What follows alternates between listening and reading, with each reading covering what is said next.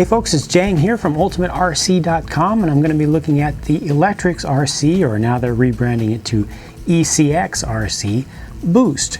It is a low-end 1/10 scale two-wheel drive electric buggy, and it's based on the platform of the original Electrix RC or ECX vehicle, which was the Circuit Stadium truck.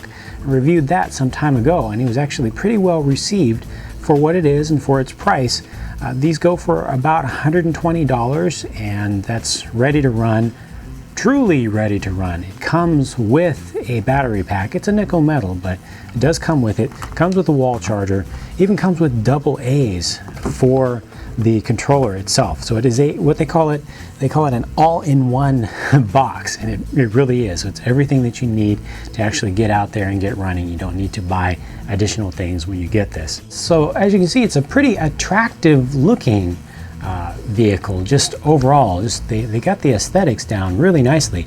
It very much looks like a competition spec buggy if you don't look too close at just how thick some of the parts are on it.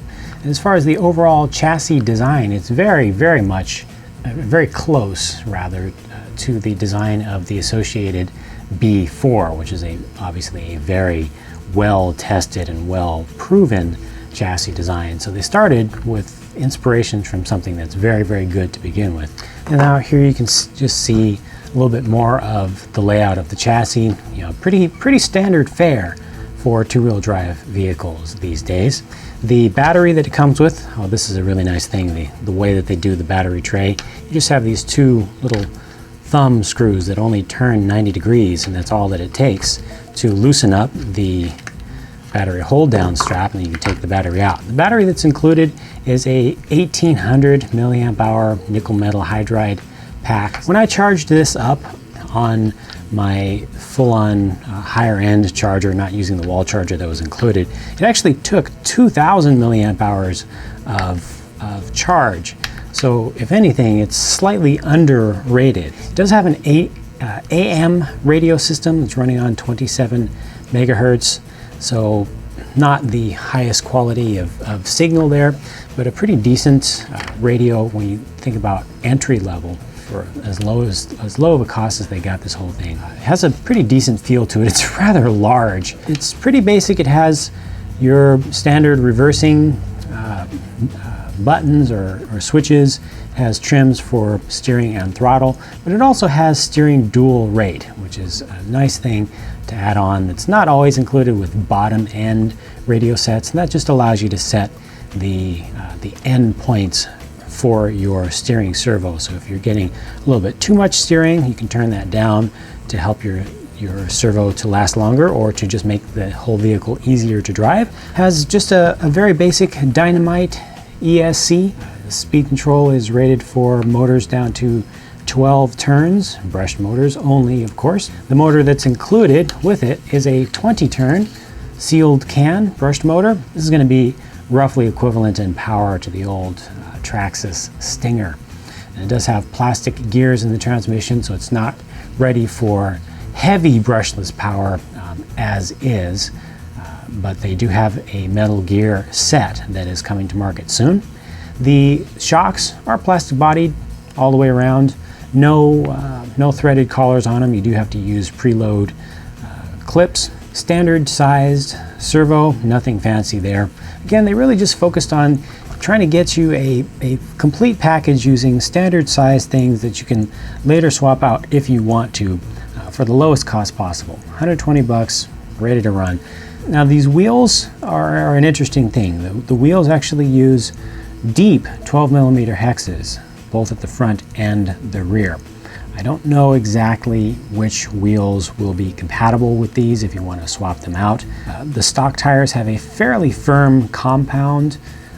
It's a decent rubber, but fairly hard as far as the range is concerned. They do have foam inserts in them that are fairly firm also. They did give you a good set of tires, you know, for a basic loadout for a two-wheel drive buggy, especially for starting out. You do have the ribbed tires up front, but they don't have really thin blades on them that will wear out quickly. They have wider ridges that go all the way around, so those will last a little bit longer than your typical competition style front ribs. And then at the rear you have a very just middle of the road sort of design here with medium, large, square pins going around it, or pegs, and they have quite a bit of tread depth to them, so it should take a little while for those to wear down. But of course you don't want to run a tire like this on the street a lot, because anything that has pegs or pins that are at all small will wear off pretty quickly.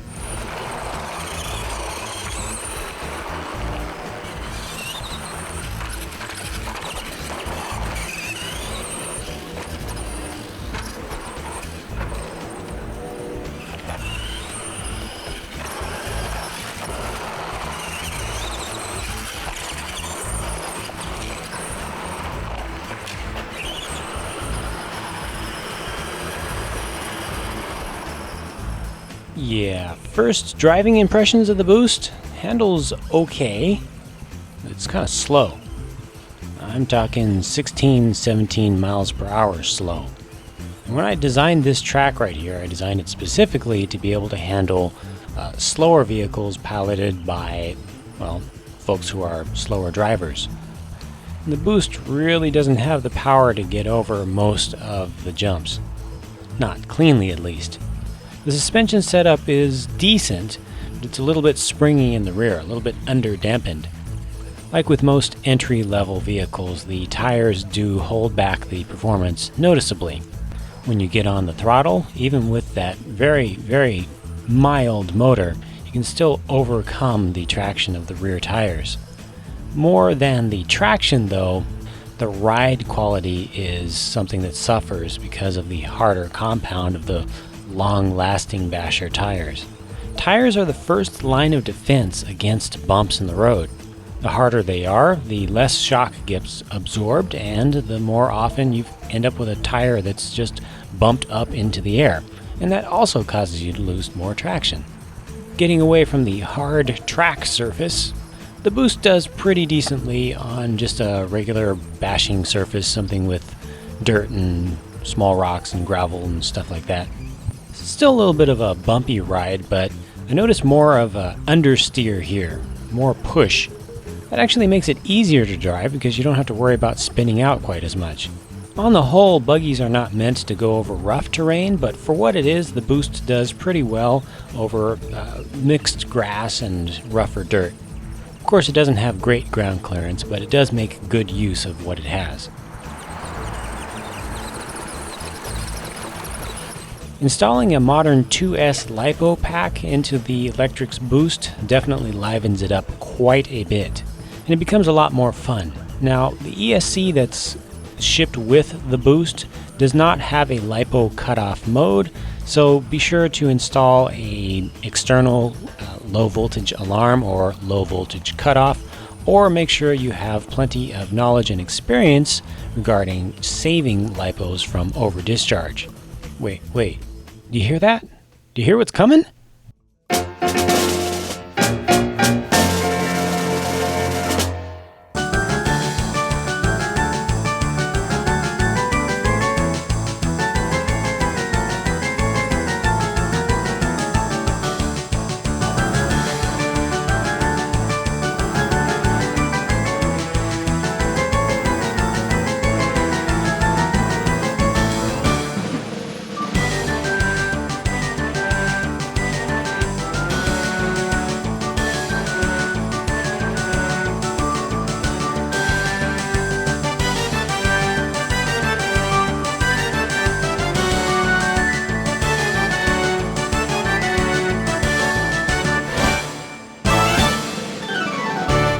Jags finally lost it. There was a guy standing on the side of the track with that "what the hell is he doing?" look. I don't blame him. After a while, I was wondering what I was doing too, because nothing was breaking. I just had this steering tie rod pop off a few times, but that was it. Wrapping things up, here's how I look at it. I got into the hobby of hobby-grade RC starting with a Traxxas Rustler back in 1999. At that time, that car cost about $130, $140 ready to run. It was no faster than the Electrix Boost. It had plastic gears in the transmission. The suspension setup wasn't great. The tires definitely weren't great. But it did its job for me, and it did it really well. Today, the cheapest Traxxas Rustler you can get is $200. Not everybody either can or wants to spend $200 on a new toy, especially if they're not sure that they're going to really get into this hobby long term. And that's where something like the Electrix Boost comes into play, I think. It's $120 ready to run with a battery. Heck, you can find toy-grade RCs at places like Toys R Us that run up to $100. The Boost is very durable as equipped out of the box. It's upgradable, it's customizable, anything that breaks can be replaced, and I think it's just a good first hobby-grade RC car. A lot of folks have also found it to be a good second or third or fourth hobby-grade RC car to have just for putting around with, having a little bit of fun on the slower side, or using as a project, or loaning out to friends and family and other folks who are watching their other hobby-grade RCs, because the Boost is relatively slow, but very durable and very cheap. So thanks for watching. If you're interested in talking about Electrix RC or ECX vehicles, be sure to stop by the ECX forum on the friendly forums at ultimaterc.com.